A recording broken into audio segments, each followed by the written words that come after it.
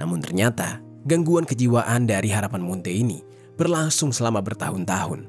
Bahkan karena gangguan tersebut sampai-sampai membuat Harapan Munte sempat masuk dan dirawat di rumah sakit jiwa. Tapi meskipun demikian, Nurmaya tetap menerima Harapan Munte dengan apa adanya.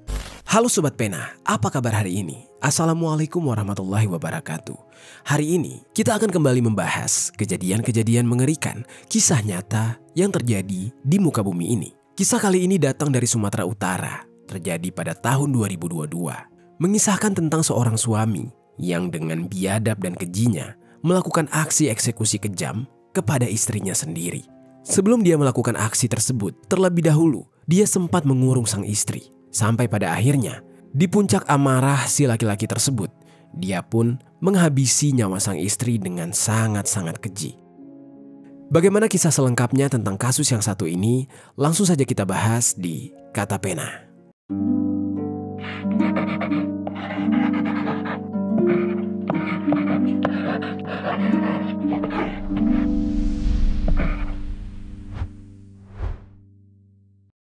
Polisi mengungkap dugaan motif awal kasus suami yang istri didolok sanggul humbahas yang dipicu masalah kejiwaan. Hasil penyelidikan awal ini senada dengan pengakuan dari saksi mata yakni Marnangko Munte. Sebelum kita mulai ke ceritanya, jangan lupa untuk subscribe channel ini dan bagikan video ini ke teman-teman kalian.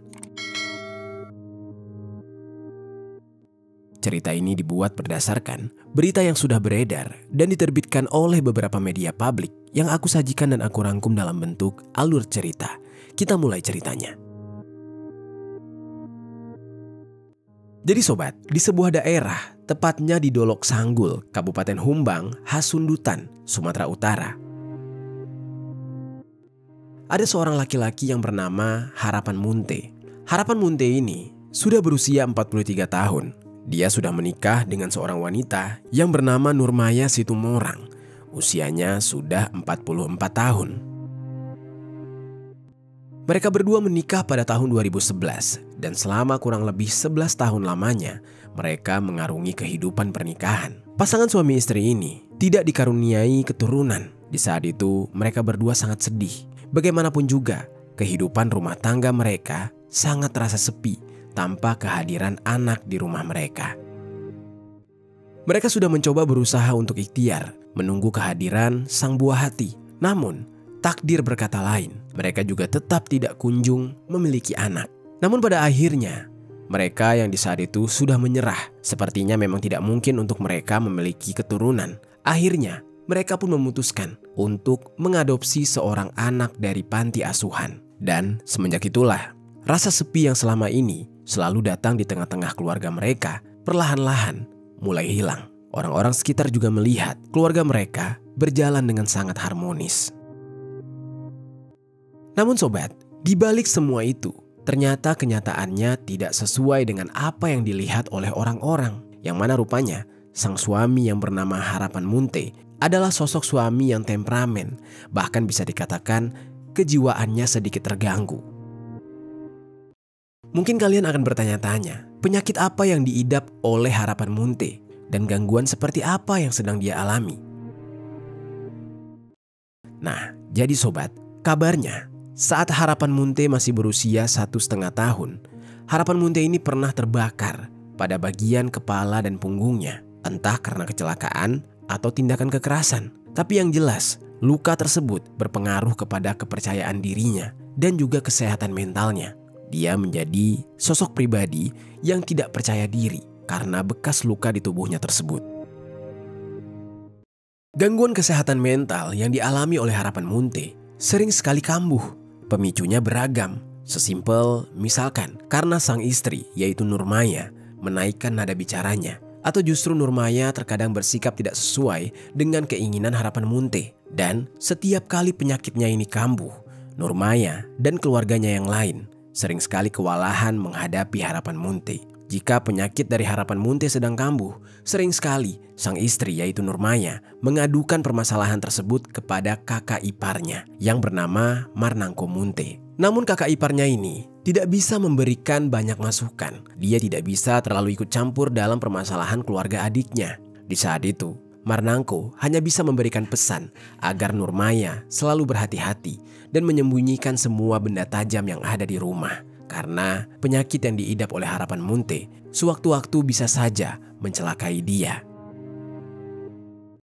Namun sobat, entah kenapa Nurmaya ini sangat yakin jika suaminya Harapan Munte tidak akan sampai hati melakukan tindakan di luar batas, apalagi yang berhubungan dengan senjata tajam. Jadi di saat itu dia menanggapi dengan tenang dan enggan mengikuti saran dari Marnangko.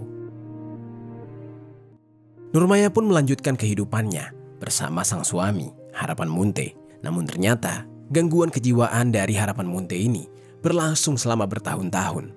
Bahkan karena gangguan tersebut sampai-sampai membuat Harapan Munte sempat masuk dan dirawat di rumah sakit jiwa. Tapi meskipun demikian, Nurmaya tetap menerima Harapan Munte dengan apa adanya. Lalu sobat, di sisi lain, Harapan Munte ini seperti orang yang tidak bersyukur. Dia sudah memiliki istri yang menerimanya apa adanya, tapi dia malah ngelunjak. Dia bisa-bisanya berkata kurang lebih seperti ini. Aku mau nikah lagi. Aku mau punya anak. Dari kamu aku susah buat punya anak. Aku juga mau punya keturunan dari istri baru. Ucapnya kurang lebih seperti itu. Mendengar ucapan tersebut, Nurmaya sebagai istri sah jelas merasa sakit hati. Dan dia pun membalas ucapan dari Harapan Munte dengan jawaban yang nyelekit serta marah. Di saat itu Harapan Munte tidak peduli dengan apa yang diucapkan oleh istrinya itu. Dia malah semakin gila. Yang mana sobat? Ketika itu Harapan Munte malah pergi meninggalkan Nurmaya. Dan yang mengejutkan, ketika dia kembali ke rumah, dia dengan beraninya membawa seorang wanita yang merupakan calon istrinya. Entah bagaimana cara Harapan Munte bisa mendapatkan wanita tersebut. Entah si wanita tidak mengetahui kalau Harapan Munte ini adalah laki-laki yang memiliki kelainan jiwa.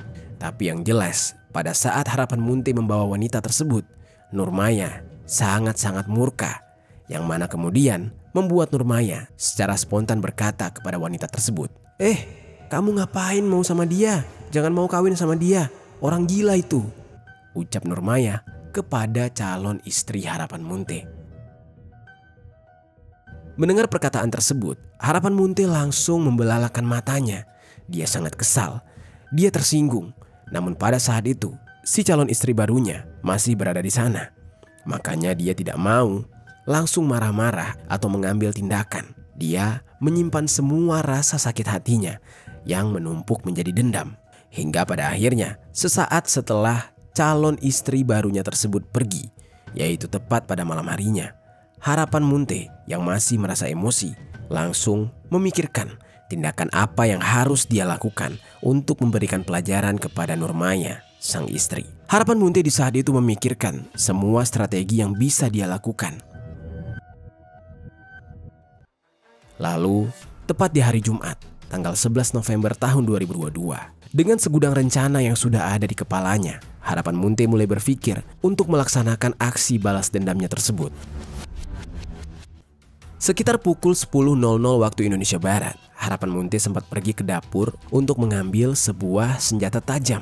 Setelah mendapatkan senjata tajam tersebut, selanjutnya Harapan Munte menggenggam senjata itu lalu berjalan menuju ke kamar istrinya. Dengan sorot mata yang penuh kebencian, Harapan Munte berjalan menuju Nurmaya yang sedang tertidur pulas. Dan tanpa aba-aba, dia langsung saja mengangkat senjata tajamnya yang dia bawa di tangannya, lalu mengarahkan senjata tersebut ke bagian leher Nurmaya. Seketika Nurmaya yang masih tertidur, dia pun sontak kaget. Dia terbangun langsung berteriak histeris. Di saat itu Harapan Munte tidak peduli. Dia kembali menikamkan senjata tajam yang dia bawa ke arah leher Nurmaya hingga cairan merah pun bercucuran. Nurmaya pun seketika lemas. Harapan Munte yang belum merasa puas langsung menyeret tubuh Nurmaya sampai ke ruang dapur. Setibanya di dapur, dia kemudian kembali menusukkan senjata tajam tadi ke bagian dada Nurmaya sebanyak 2 kali. Hingga akhirnya Nurmaya pun kehabisan cairan merah dan meregang nyawa. Di saat Nurmaya benar-benar sudah tergeletak dan tidak bergerak lagi, Harapan Munte pun menghentikan aksinya. Di saat itu dia menyadari jika sang istri sudah tewas. Lalu Harapan Munte langsung mengambil tindakan lain, yang mana Harapan Munte kemudian mengambil sebuah cup. Dia berencana ingin memisah-misahkan bagian demi bagian dari tubuh sang istri. Mulailah dia memisah-misahkan bagian tubuh Nurmaya. Suara yang dikeluarkan ketika memotong bagian demi bagian dari Nurmaya terdengar cukup keras, yang mana hal tersebut membuat rumah para tetangga jadi bisa mendengar suara itu. Dan sangat kebetulan, rumah tetangga yang paling dekat dari rumah mereka adalah rumah Marnangko Munte, kakak kandung dari Harapan Munte. Di saat itu, Marnangko sempat sadar bahwa di rumah adiknya ada suara seperti orang yang sedang memotong daging, dan dia pun penasaran sampai tidak bisa tidur. Dia ingin sekali memeriksa apa yang sebenarnya sedang dilakukan oleh adiknya. Dia di saat itu sampai tidak bisa tidur, bahkan sempat keluar kamar menanyakan kepada anaknya tentang suara apa itu. Dia bilang, "Nak, ini suara apa ya? Kok kayak orang lagi mukul-mukul kayu?" ucapnya. Namun karena hari sudah sangat gelap dan mereka tidak berani memeriksa apa yang sebenarnya mereka dengar, makanya mereka kemudian menunggu keesokan pagi untuk memastikan suara tersebut, dan mereka pun akhirnya kembali ke kamar masing-masing. Lalu sementara itu, Harapan Munte masih terus melanjutkan aksinya. Setelah beberapa jam memisahkan bagian demi bagian dari tubuh sang istri, Harapan Munte pun kemudian mengelompokkan bagian-bagian tersebut, yang mana tangan dan kepala dia pisahkan untuk nantinya akan dia rebus. Sementara bagian badan dan kaki dia pisahkan untuk kemudian dia bakar. Tidak lupa juga, bagian-bagian tubuh tersebut juga dia kuliti agar menambah kesan kesadisan yang begitu keji karena dia benar-benar benci terhadap istrinya.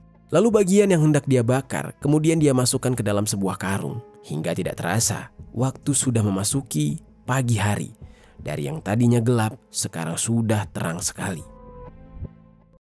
Lalu di sisi lain, di pagi itu, anak dari Marnangko yang bernama Hari Jumadi sudah bangun.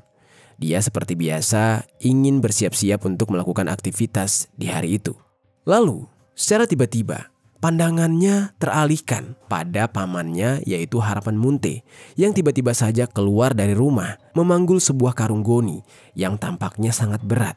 Karena Hari Jumadi merasa sangat penasaran dengan apa yang dibawa oleh pamannya ini, dia pun akhirnya bertanya, "Paman, lagi bawa apa tuh?" tanyanya. Dan dengan mimik wajah datar tanpa bersalah, Harapan Munte langsung menjawab, "Mama udamu, udah kumatikan," katanya.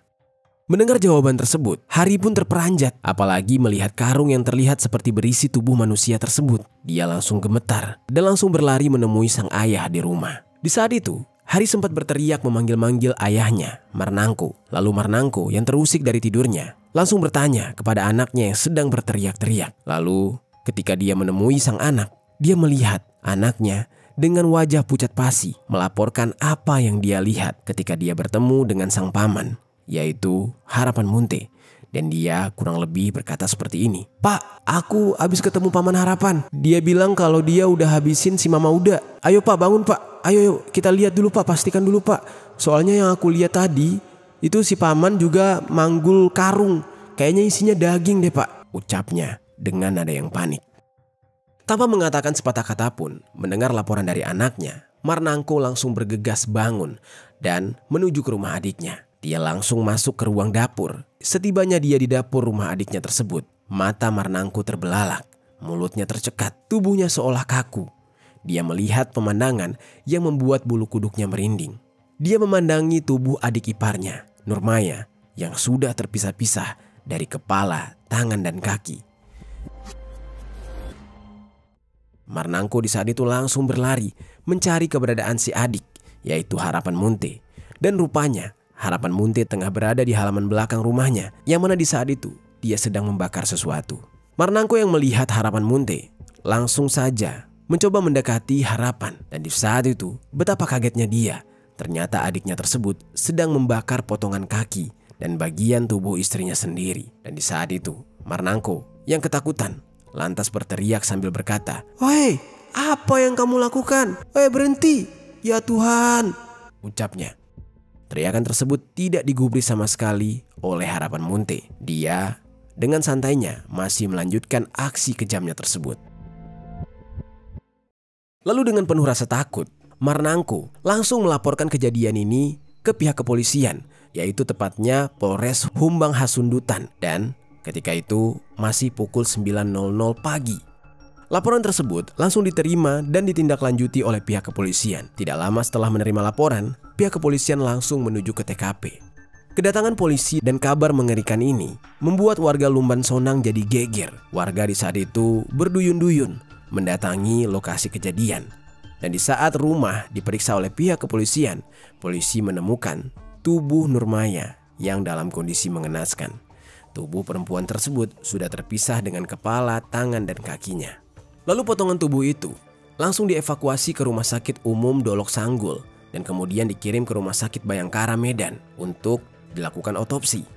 Sementara di TKP, polisi langsung mengamankan sebuah kapak bergagang kayu yang sudah berlumuran cairan merah, 2 bilah pisau, 1 celurit, dan juga korek api, serta sarung dan pakaian bekas terbakar, serta 1 unit ponsel merek Samsung berwarna putih yang sudah berlumuran cairan merah.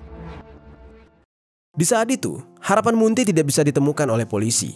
Sampai pada akhirnya, dia pun tertangkap tepat pada pukul 11.00. Dia di saat itu ditangkap tanpa perlawanan dan langsung dibawa ke kantor Polres Humbang Hasundutan. Polisi dengan mudahnya mengamankan serta meringkus harapan Munte. Dia di saat itu tampak tenang, bahkan saat dia digiring ke kantor polisi dan diinterogasi. Dia mengatakan kalau dia melakukan hal tersebut dengan sengaja karena dia tidak bisa lagi menahan gejolak di dalam dirinya. Dia tidak bisa lagi menerima cacian dan makian dari sang istri. Dan tidak hanya itu, dalam pengakuannya dia juga mengatakan kalau dia kesal karena istrinya Nurmaya mencaci maki dia dengan sangat sering. Makanya ketika sekali lagi Nurmaya mengatakan kalau dia gila dan melarang dia untuk menikahi wanita lain demi mendapatkan keturunan, harapan langsung murka dan tanpa berpikir panjang, kemudian dia berani melakukan aksi kejam tersebut. Mendengar pengakuan dari harapan Munte, pihak kepolisian juga langsung menanyakan kondisi kejiwaan dari harapan Munte kepada pihak keluarga serta lingkungan tempatnya tinggal. Yang mana di saat itu polisi belum membayangkan bahwa harapan Munte mengalami masalah kejiwaan. Yang akhirnya persoalan kelainan jiwa harapan Munte ini diakui oleh pihak Camat Dolok Sanggul yang bernama Eliabzan Sihotang. Bahkan menurutnya 10 tahun lalu harapan Munte sempat menjalani perawatan penuh di rumah sakit jiwa dengan kartu merah. Namun sejauh polisi menyelidiki, mereka masih menganggap kejiwaan harapan Munte agak sedikit normal, yang mana ketika dia menghabisi nyawa istrinya. Dan selama dia diperiksa, harapan Munte ini selalu menjawab dengan baik, walau lamban dalam memberikan jawabannya. Polisi akhirnya menjerat dia dengan pasal 340, subsidiar pasal 338, Kitab Undang-Undang Hukum Pidana. Dan dia diancam dengan hukuman pidana mati atau justru seumur hidup. Lalu sementara itu, setelah dilakukannya otopsi dan banyak tahapan pemeriksaan lainnya, jenazah dari Nurmaya akhirnya dikembalikan kepada pihak keluarga untuk selanjutnya disemayamkan dan diurus dengan layak sesuai dengan agama yang dianut. Kejadian ini menjadi luka yang sangat mendalam bagi pihak keluarga harapan Munte. Mereka di saat itu tidak menyangka bahwa anak mereka, harapan Munte, akan melakukan hal keji seperti itu. Ada penyesalan di dalam hati keluarganya, terutama kakak kandungnya yang bernama Marnangko. Yang mana sobat, dia mengaku bahwa dia sebelumnya sudah mendapatkan pengaduan dari Nurmaya jika adiknya ini sering kambuh.